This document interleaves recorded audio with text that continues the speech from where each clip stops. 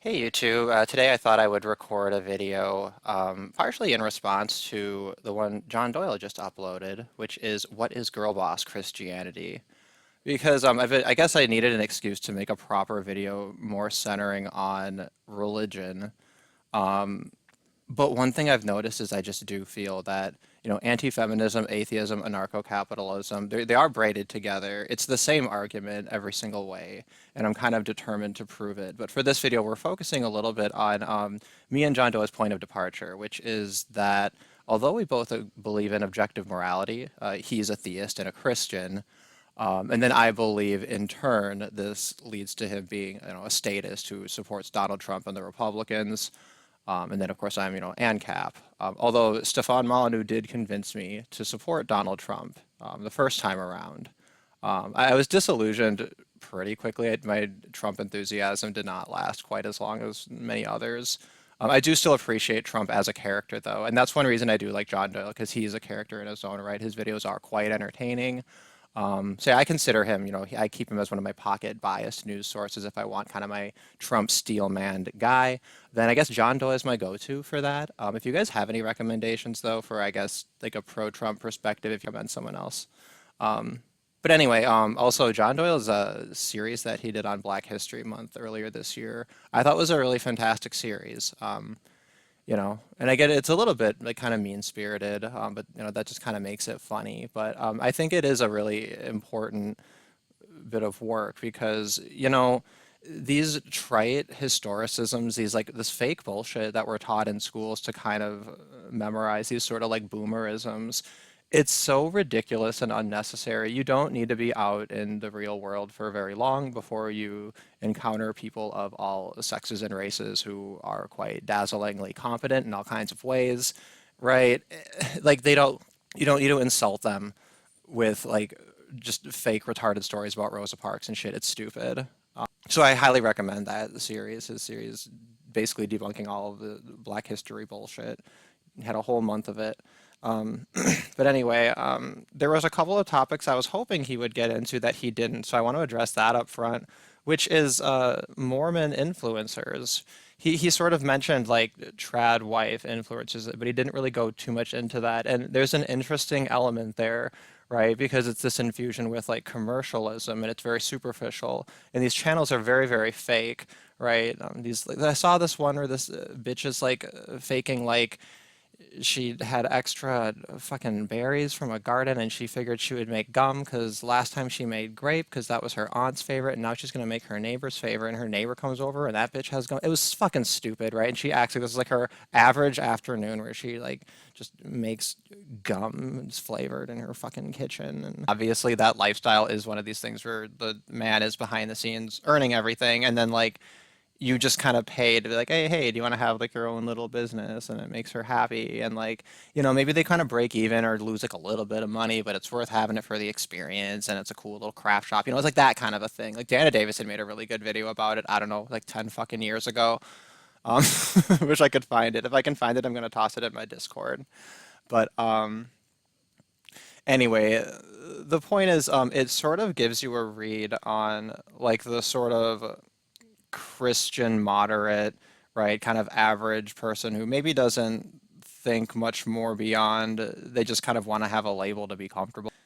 What John Doyle is struggling with is this conflict between like more dogmatic Christians versus more moderate Christians, or as I prefer to say it, like real Christians versus fake ones. Because I think me and him really do very much share similar like theological views, right? Like I think if you're gonna be a Christian and you think that like the Bible is the inspired word of God, then like you read it and like it like there are verses in there about men and women and them having different roles and like it's not a trick, right? Like if you're reading it at face value, and like he's pointing out like partially how fucking ridiculous it is that people will point to, kind of your generic milquetoast verses that don't really mean anything in the Bible because that's all well and good kumbaya shit, but then there's like obvious verses that it's like, okay, like women shut the fuck up in church and you don't influence things and you can't be a deacon or whatever, right?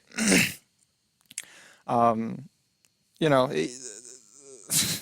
like, but the issue that he keeps coming back to is that, well, the whole thing has to be voluntary, right? And I agree, right? And that's the real problem.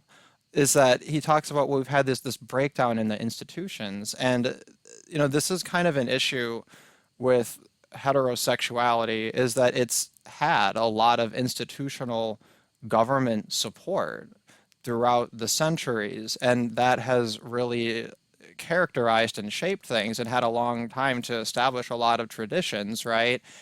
And we really don't know exactly how things will play out, like loosening some of that. So, like, I think it's very easy for progressives to dismiss concerns of traditionalists, right?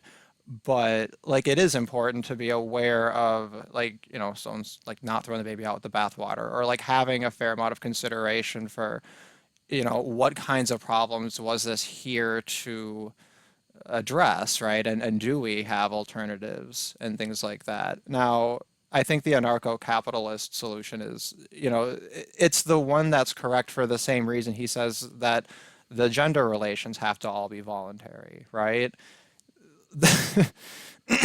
So, I mean, and it's also just implicit in the fact that when people are justifying their religion, they're always justifying it from a standpoint of like, hey, my religion's not harming you, it's none of your business. And it's like, well, where did that principle come from? That's the non-aggression principle, right? And really, especially for the Abrahamic religions, you can't really claim that as your principle because you got a whole Old Testament and a whole New Testament. There's plenty of violence and slavery to go around. Plenty of like it's because if you're gonna read the book and you're gonna say it has objective morality, you don't get to use the excuse that, well, this was written for this time and place, right? That at that moment you've given up the idea that what you have is objective morality. Now, if you want to table that entire issue, that's fine, but it's just so plainly obvious that you're then not entitled to like use the government to try to manipulate people and to kind of sweeten the deal in order to make gender relations play out in a certain way because that involves extortion, right? So it is a tricky question, and like we do need to find creative solutions. I mean, I think that the price mechanism is the most important thing. I think that there will be a number of unpredictable solutions out of market capitalism because that is just the nature of having more innovation and less government fuckery in the economy. And that really does apply just on a scale. The more you go to zero, you don't need that fraction of a 1% of a tiny bit of government to define property. That's retarded, right? If your property rights came from government, then you would never have grounds for complaining about the government taking your property or taking it from you to give it to someone else or anything. Like whatever they say is whatever is correct by definition, because there's no broader property right to appeal to, right? You know that that's wrong. So it's just like ridiculous to drag people into like pedantic talks about, well, when is it property and what are the rules for homesteading and blah, blah, blah. It's like, shut the fuck up. You don't care. Like you're just looking for excuses to rob people and to do terrorism. But the problem really is that heterosexuality has had this state structured support in the marriage system, which is largely beneficial to women, right? I mean, obviously the benefit for men is more of a guarantee of patronage, right? Or that like your child is yours. Um, so, but like obviously these are things you don't need government for. Like you can arrange marriages without government, and the entire fucking conflict over gay marriage. Well, the whole thing started because you guys decided to weave your religion into the way that they define marriage in the government, right?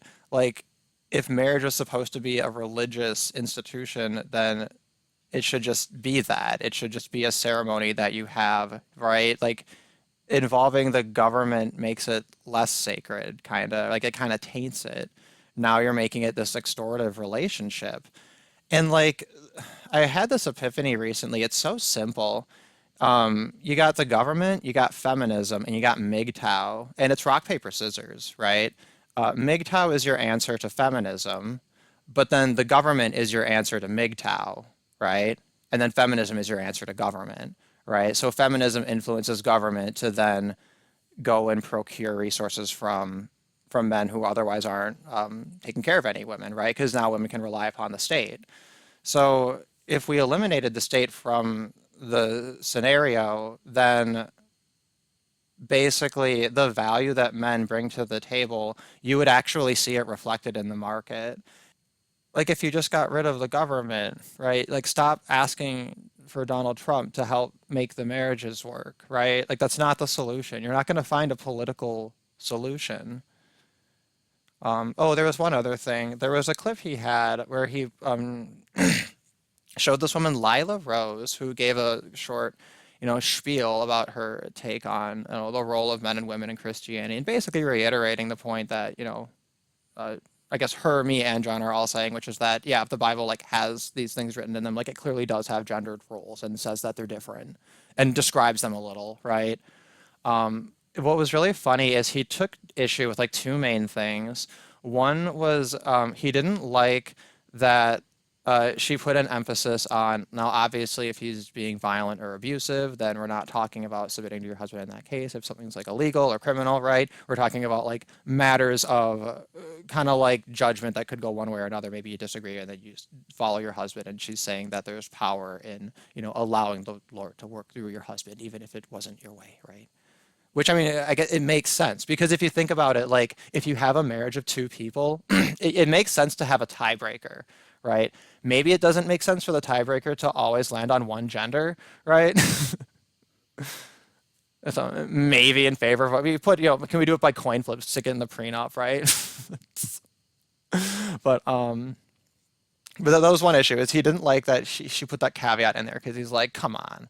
Like, of course that's implied. And makes a solid argument for why it's implied, but also does it in a way that's like appealing to culture. He's like, oh, that's just third world shit, right? He's basically just saying like, like, like you're a white woman. Come on, like us white people are doing that. It's like kind of the subtext, and it's just funny.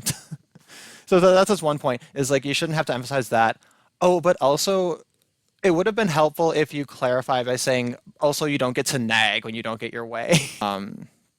And, and he complains a lot about the attitude of Christian women that, they can repeat these words, but then, what are they actually looking for in men, right? And like, do they actually respect, any of the male part of that relationship, in terms of being a provider and a head of a household and things like that.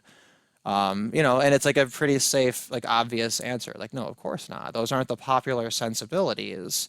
And that's kind of the thing is Christianity is just kind of tagging along with whatever's popular. I think part of the issue is there's this generic anti-capitalist sentiment in Christianity, which is preventing us from just actually embracing a free market economy because, we don't like the idea that we can't use the government to do the welfare bullshit.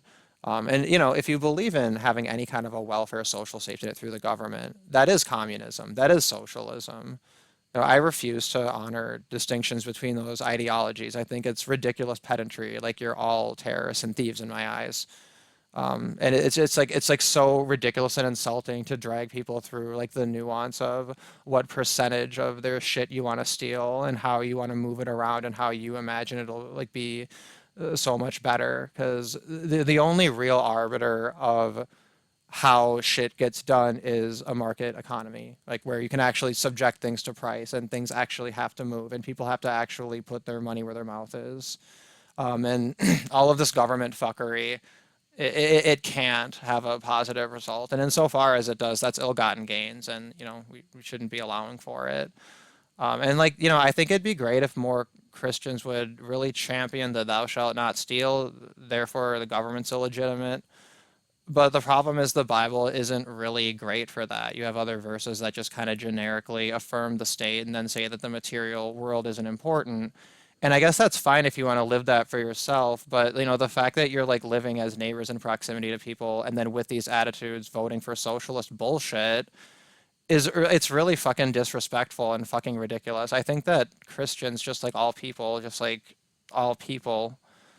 like you do have a duty to speak out against government because you know that it's terrorism and you know that it's stealing. So I think if your religion is objectively morally true, then I guess show don't tell. Like if Christians are the ones to abolish the state and usher in the anarcho-capitalist, materialist utopia, as part of God's transcendental plan. Maybe that age then eliminates any of our excuses for not converting because so much strife has been accounted for or something, right?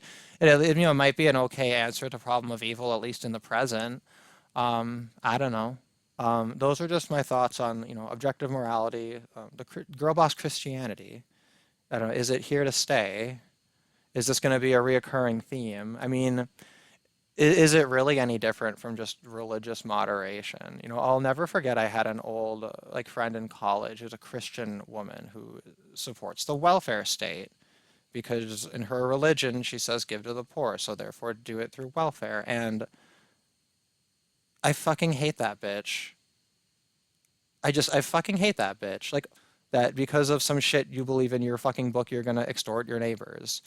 And like I hate that because that's basically what the overwhelming majority of all Christians. Why the fuck aren't your pastors telling you to not fucking vote anymore and that taxation is theft? And again, I know the reason. It's because you have other verses that like basically contradict that. So the whole thing's a fucking disco ball. But anyway, but if somebody wants to like make the case for that and steelman that position, I think that'd be cool. Anyway, have a good one. Happy Easter.